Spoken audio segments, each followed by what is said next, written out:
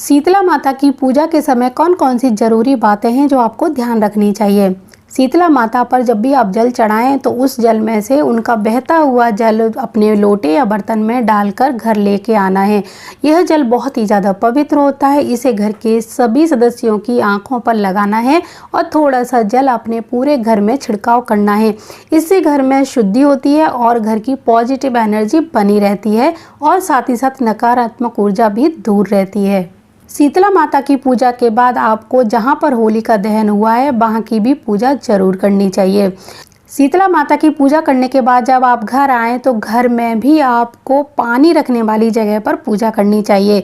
जहाँ पर आप पानी का मटका रखते हैं या फिर पीने का पानी रखते हैं उस जगह की हल्दी से स्वास्तिक बनाकर पूजन करें। इसके साथ ही साथ जो भी पूजा का सामान आपके हाथ में बचकर आ गया है तो उसको गाय को, किसी ब्राह्मण को या फिर किसी कुम्हार के घर में देकर आ सकते हैं। साथ ही साथ कुछ दक्षिणा अवश्य ही देनी चाहिए।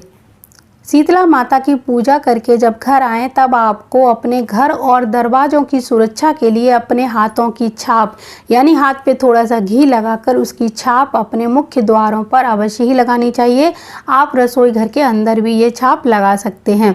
यानी घर की सुरक्षा करनी है तो घर के अंदर एक छाप लगाइए और घर के मुख्य द्वारों की दीवारों की सुरक्षा चाहते हैं तो घर के मुख्य द्वार पर एक हाथ की छाप अवश्य ही लगाएं।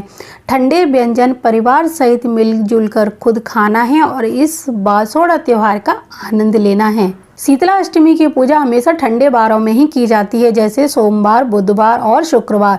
तो आप इन 3 दिनों में ही शीतला माता की पूजा करें।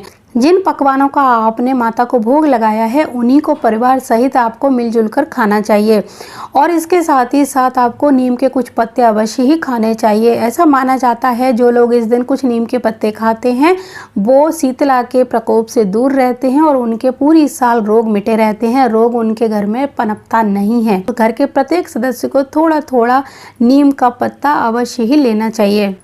ऐसा माना जाता है कि इससे घर में रोग मिटते हैं और शीतला का प्रकोप घर पर नहीं होता।